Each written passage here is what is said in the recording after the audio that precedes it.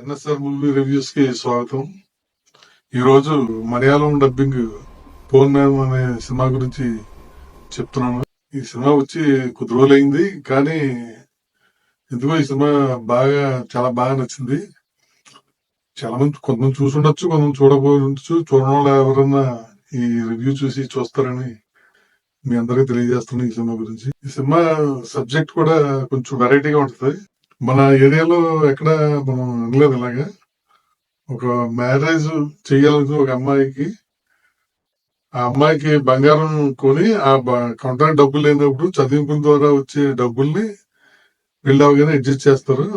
ఆ బిజినెస్ మీద కొంతమంది ఇస్తూ ఉంటారు. అలాగే దాన్ని బేస్ చేసుకుని ఈ సినిమా ఉంటుంది. అయితే ఇందులో హీరోయిన్ కి మ్యారేజ్ అయ్యే టైంకి 25 సవర్ల బంగారం కావాల్సి వస్తుంది. అది కొనడానికి డబ్బు లేక ఈ చదివింపుల ద్వారా వచ్చిన తోటి ఇలాగా సప్లై చేసే పర్సనల్ ఫిక్స్ అని ఈ హీరోయిన్ అన్నయ్యకే ఫ్రెండ్స్ ద్వారా తెలుస్తుంది. వాళ్ళ రకంగా అప్రోచ్ అయితే అతన్ని కాంటాక్ట్ అయ్యి నెక్స్ట్ ఏంటి అనేది సినిమాలో అయినది. ఈ హీరోయిన్ కి ఒక అన్నయ్య ఉంటాడు అనుకున్నాం. ఆ అన్నయ్య కొంచెం రఫ్ గా ఉంటాడు, పెద్ద పైన కూడా ఉంటాడు. అలాగే ఈ హీరో గురించి చెప్పేది ఏంటంటే, ఈ సినిమా చెప్పడానికి కూడా ప్రధాన కారణం ఆ హీరో చూస్తే చాలా పొట్టిగా ఉంటాడు, పెద్ద పర్సనాలిటీ కూడా ఉండదు. కానీ అతను క్యారెక్టరైజేషన్ చాలా బాగా చేశారు. అతను ఎంతసేపు ఏదైనా ప్రాబ్లం వస్తే తన తెలివితేటలు, ధైర్యంతో ఎలా ఫేస్ చేయాలి ఏదైతే సరే అనేది ఆ క్యారెక్టర్ ద్వారా చూపించాడు మనకి. అది నాకు బాగా నచ్చింది సినిమాలో. అయితే అతను అప్రోచ్ అయ్యేపటికి అతను వచ్చి, నేను ఇస్తాను, మ్యారేజ్ అయిన మర్నాడికల్లా నాకు నేను ఇచ్చిన బంగారానికి క్యాష్ అన్న ఇవ్వాలి, అయితే బంగారం ఇవ్వాలి, ఆ షర్ట్ మీద ఇస్తాడు. అంత అయిపోతుంది. మ్యారేజ్ అవుద్ది. మర్నాడికి వెళ్ళేపటికి 13 కాసులకి తక్కువ బంగారం వస్తుంది. 12 కాసులు బంగారం తగ్గుద్ది. అది ఎలాగా చదివింపుల ద్వారా వచ్చింది. ఆ 12 కాసులకి తగ్గుద్ది, మిగతా 13 కాసులకి వస్తుంది. ఈ 12 కాసులు ఏం చేస్తారు బంగారం అనేది సినిమా. ఇతరేమో నాకు ఇచ్చేయండి అంటాడు, వాళ్ళేమో మేము తర్వాత 2 రోజులు ఆగి సర్దుబాటు చేస్తామని నచ్చ చెప్తారు.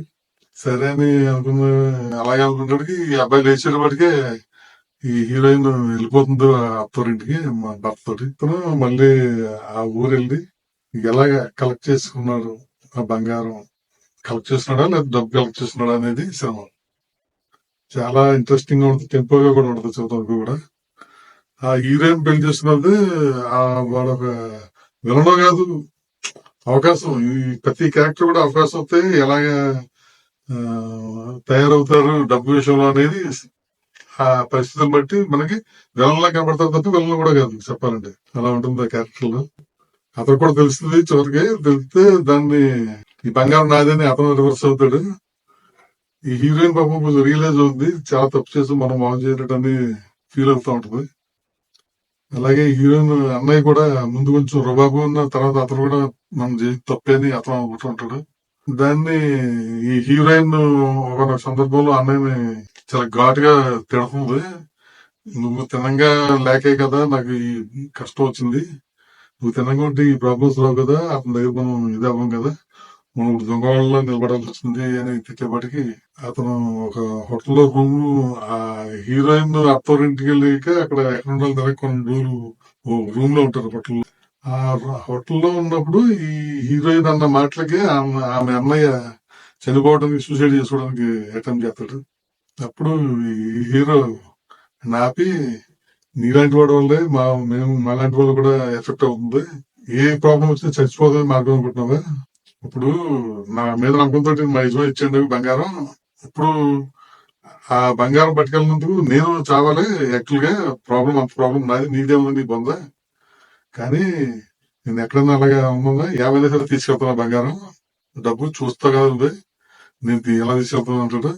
ఆ కాన్ఫిడెన్స్, అతని దగ్గర బలం లేదు, ఏమీ లేదు, ఓన్లీ తెలివితేటలు ఉన్నాయి, ధైర్యం ఉంది అంతే. ఆ రెండింటితోటి అతను ఎంత కాన్ఫిడెన్స్ ఉంటాడంటే, ఆ హీరోయిన్ చేసినాడు ఒక పెద్ద పైల్వాన్లో ఉంటాడు, హీరోయిన్ బ్రదర్ పెద్ద పైల్వాన్లో ఉంటాడు. వాళ్ళతో ఛాలెంజ్ చేస్తూ అసలు భలే చూడవచ్చుగా ఉంటుంది హీరో చేసే ఛాలెంజెస్ కి. అలాగే నిజంగానే అలా చేస్తాడు. అదే టైంలో డైలాగ్ చెప్తాడు, నువ్వు ఊహలను బతుకుతున్నావు, నిలబడి వాస్తవంలో బతికి చూడు, నీకు తెలుస్తుంది జీవితం అంటే ఏంటో. మన నాన్న 10 పైసలు కూడా సంపాదించలేదు, అందుకని ఏదైనా దొరికినప్పుడు సంతోషపడాలి, లేనప్పుడు కష్టపడి సంపాదించాలి, అది జీవితం అంటే. అంతే, ప్రతిదానికి చనిపోతే మార్గం ఒకటి, చాలా తప్పది అని చెప్తుంటే నాకు అవకాశం వస్తే నేను పోరాడతా, ఎంత దాకైనా పోరాడతా.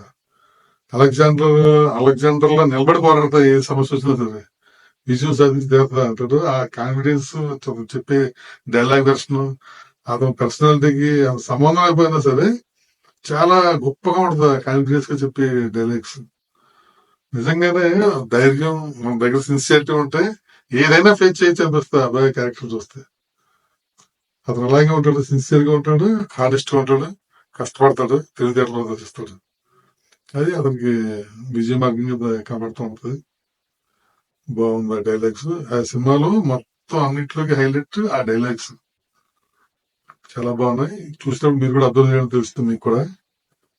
ఇంకా అక్కడి నుంచి అతను ఏ విధంగా ఆ డబ్బులు కానీ నగలు కానీ ఎలాగా తీసుకెళ్ళాడు.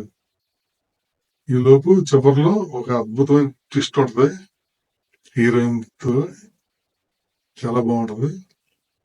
చూడండి, తప్పనిసరిగా చూడండి, సినిమా బాగుంది. ఏదైనా కానీ ఆ హీరో క్యారెక్టరైజేషన్ నాకు బాగా నచ్చింది సినిమాలో. తను బెసిల్ జోసెఫ్ అతను చేసింది హీరో కింద చాలా బాగా చేశాడు. ఈ మధ్యన కొన్ని సినిమాలు వస్తున్నాయని మలయాళంలో చాలా మంది చెప్తున్నారు, బాగుంటుంది అబ్బాయి అని. బాగుంది. అలాగే హీరోయిన్ లైజోమెల్ చూస్తుంది, ఆ అమ్మాయి కూడా బాగా చేసింది యాక్షన్. ఇట్లాగా సినిమా అయితే చూడాల్సింది, ప్రతి ఒక్కళ్ళు మిస్ అవ్వకుండా చూడండి. అందరికీ ఇంకెళ్ళి కూర్చొని చూడొచ్చు, ఎక్కడ వల్గారిటీ కానీ అసభ్యం కానీ ఏమి ఉండదు, బాగుంటది. జ్యోతి శంకర్ డైరెక్టర్. ఈ సినిమా హాట్ స్టార్ లో ఉంది, జియో హాట్ స్టార్. చూడడం ఉంటే చూసి ఎంజాయ్ చేయండి. Thank you. మా ఛానల్ ని సబ్స్క్రైబ్ చేయని వాళ్ళు ఎవరైనా ఉంటే తప్పనిసరిగా సబ్స్క్రైబ్ చేయవద్దు కూర్చున్నాను. ప్రతి ఒక్కరూ సబ్స్క్రైబ్ చేయండి. Thank you.